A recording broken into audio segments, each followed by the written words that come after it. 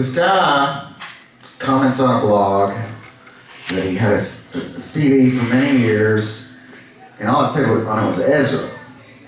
And of course I wasn't on the internet much, I could barely figure out my phone. So many years go by, and he finally, a couple of weeks ago, I guess, was listening to the CD and put some lyrics in and found it Ezra Thomas, which is that guy right there. And left a comment, and it was cool, and I introduced myself and invited him to the show, and he said, well, you gotta play this song, Arrow Days, which is off of our album, Promised Land, which was weird to me because nobody's ever said anything about that song, and I really had kind of forgotten about it, because we've never played it since the studio. So he says something that sparks this memory in me of where that song came from, and it almost just completely left me. I shared a backyard with this old lady, and she was a hermit.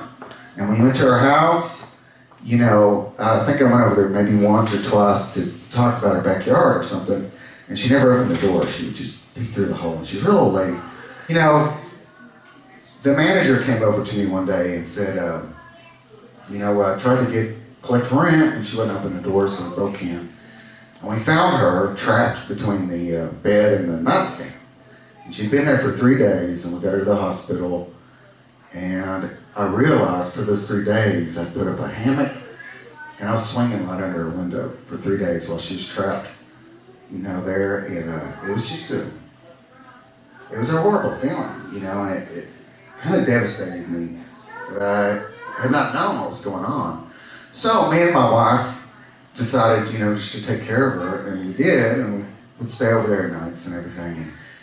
And eventually she died. I went to her funeral. I never saw anybody visit her or anything. I never saw any pictures of family or anything in her house. And when she died, she told me I could have everything in her shed. When I went to her funeral, there was only one guy there with his wife, and he was drunk, and I found out it was her son, and he didn't really care to hear what she'd been through for the last 3 or 4 years or so. And, so this was just riding on me. And I worked at Mountain College, and I went there, and there's this guy, this artist had put up a gallery. They did that sometimes, and it would be up for a couple of weeks or a month, and I can't remember how long. But I saw this picture, this collage called If I Could Keep You Like a Pressed Flower, and I was mesmerized by it. And, I am an art lover, but not like this. And I spent every moment I could sitting in front of that picture. And I started to imagine that what it was an old picture of a young woman within a book. And I thought it was butterflies, but there's a leaf behind her, and she's like a pressed flower in a book. And I started to imagine that old woman that I knew nothing about her. I don't even remember her name. Because when I opened her shed, she had old log books that I figured out were some kind of accounting books. But I was just looking through them, and there was an old picture of her and her husband in his uniform, and she's just a beautiful woman. And I always wondered what happened, to her life and everything. But I saw this picture, this collage, and it just mesmerized me, and I wanted it so bad. And I couldn't afford it, and no matter what it was, I probably couldn't afford it back then. I was a painter's helper back then. And I finally got to meet the artist, and he's right here tonight. And, I only got to talk to him for a little bit while the show was up, and it went down, and I was so disappointed that it came off the wall. And I decided that, I needed to put this lady in a book like a pressed flower, and I needed to write a beautiful song for her that would live on for a long time so we would remember her. And what's really strange is the guy that requested pressed flowers and the guy from Africa all brought me to this story, which made me think of the artist's name, which I emailed a couple of days ago, or yesterday was it, or the day before. Yeah, and we started talking, and he wrote an article this morning. He's a writer, at jim-star with 2Rs.com, right? And the guy that requested his ears, Paco Estrada in the back, and it's just really neat to have him all here and to have this artist and to meet him and to talk to him. And I found out that we had, my wife 10 years ago, Hallie, had tried to go get this piece of art for me because I always talk about it. And it had already been sold. and I'm not sure where it went from there, but we did speak for a little bit, and I'd given him Error of Days back then. So we're kind of reunited, and he made it out to the show, and Paco's here, and y'all are all here, and I'm gonna play it. I just built it up really big, but I've only practiced it one time with Fred, so it is what it is. What you really need to do is on this album, Promised Land, and my wife over here has Promised Land, and if you bought a ticket, you get a free CD of any of my CDs, so grab that one, and Error of Days is the last song on there. And we're just gonna try to get through it here.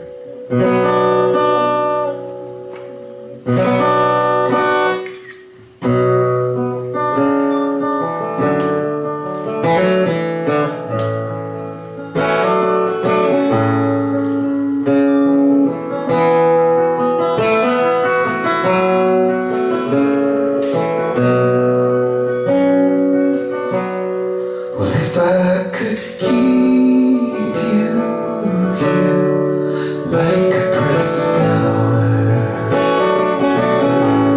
with poems and dreams, souls unseen, and to hold you me every hour. Seems on my tongue, and a smile would pay for all of my shames, with laughter of fools falling in love the first time again. Days I feared and held like the rain, finding the seam broken between, falling the drain. If I could keep you here like a pressed flower darkest days, moon or sun, in a box of years, well, I would devour in lonely ways made for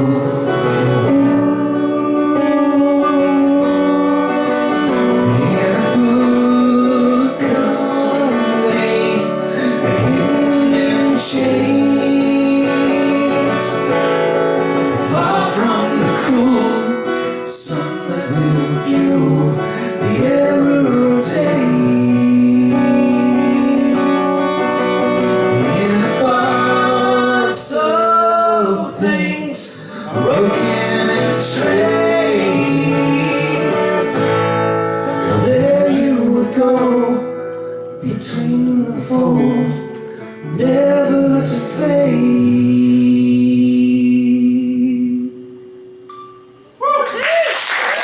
Thanks so much, Joe.